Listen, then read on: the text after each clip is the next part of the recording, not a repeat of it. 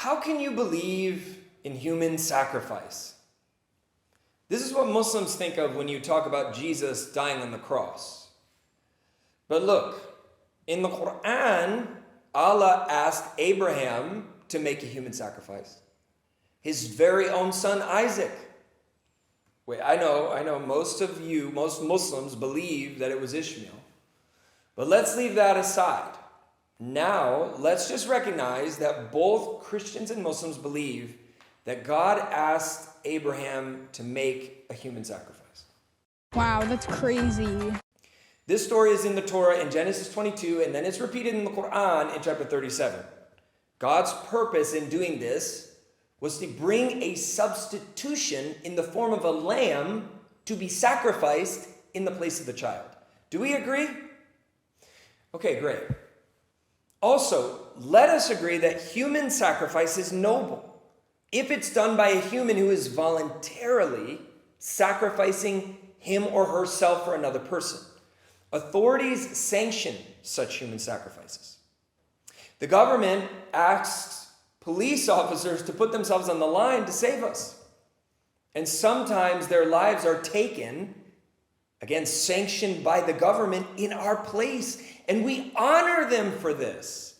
A father who drowns to rescue his drowning child, or a bodyguard taking a bullet for the president, are, according to most people, noble actions. That is true. Now here's the issue.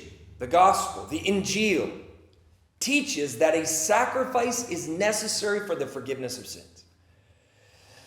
This topic permeates the Torah. From beginning to end, the Torah shows the importance of sacrifice as a way of satisfying punishment deserved for sins. It is God who set it up this way. It's almost incomprehensible that a book, the Qur'an, claiming to be in alignment with the Torah and the Injil, would be in contradiction to this. Let's just look at Leviticus 7, verse 11. It says, "For the life of the flesh is in the blood, and I have given it for you on the altar to make an atonement for your souls. For it is the blood that makes atonement by the life." Jesus made his death and sacrifice, his self-sacrifice to save us, the central purpose of his mission. Luke 22, verse 19 and 20 says, "And he took bread, and when he had given thanks, he broke it and he gave it to them. And Isa al-Masih," according to Muslims, said, "This is my body which is given for you. Do this in remembrance of me." And likewise the cup after they had eaten it, saying, "This cup," he said, "this cup that is poured out for you is the new covenant in my blood." Jesus also said in Mark 10:45, "For even the Son of Man came not to be served, but to serve, and to give his life," self-sacrifice, "as a ransom for many." Mark 10:45. Now, it is true that sacrifice is very important in Islam. In fact, many Muslims sacrifice a ram during the celebration of Eid al-Adha. And they do this to commemorate the special sacrifice that Abraham made. They offer a kurban, which means a sacrificial animal.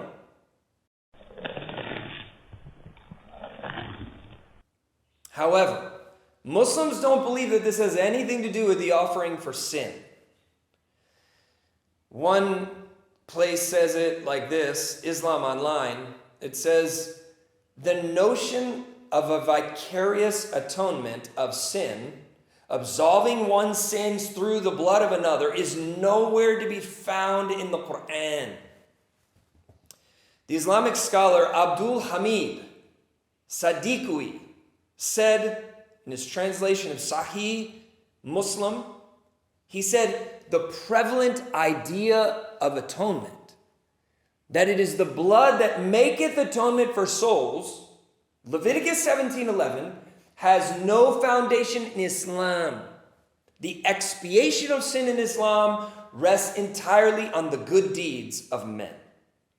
This fact cuts the ground," says he, under the feet of any theory of an atoning sacrifice. Now, just wait a minute. He just said that the Qur'an undercuts the Torah of Musa. Maybe Hamid doesn't know that the Qur'an itself commanded the Jews to follow the Torah in the 7th century. Surah al-Ma'idah, verses 44 and 45 of the Qur'an say, "We did reveal the Torah, wherein is guidance and light, by which the prophets who surrendered unto Allah judge the Jews, and the rabbis and the priests judged by such of Allah's scripture as they were bidden to observe.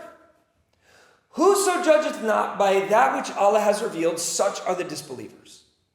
Verse 45, "And we prescribe for them therein the life for the life, the eye for the eye, the nose for the nose, the ear for the ear, the tooth for the tooth, and the wounds, retaliation.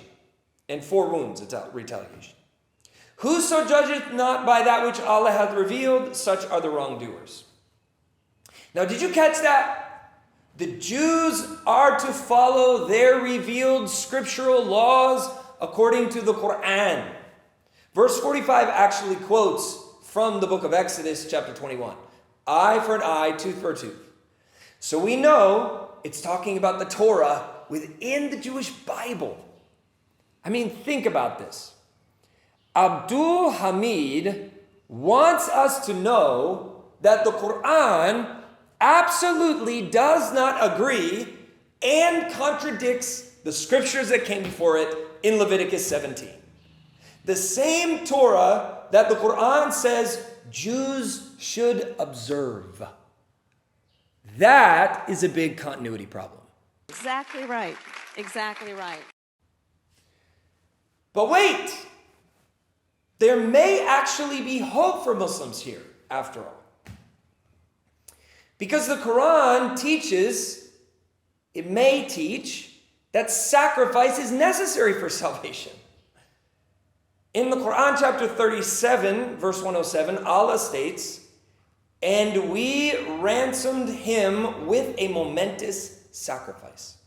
The question is, why did Allah have to purchase the life of the child with a sacrifice? Or perhaps we could say it this way. What about the sacrifice pays for the life? Could it be the blood?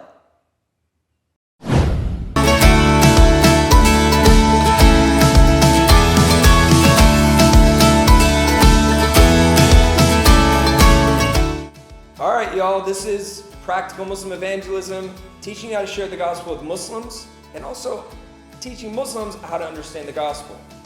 Leave me a comment in the comment section and like and subscribe to the video. God bless you.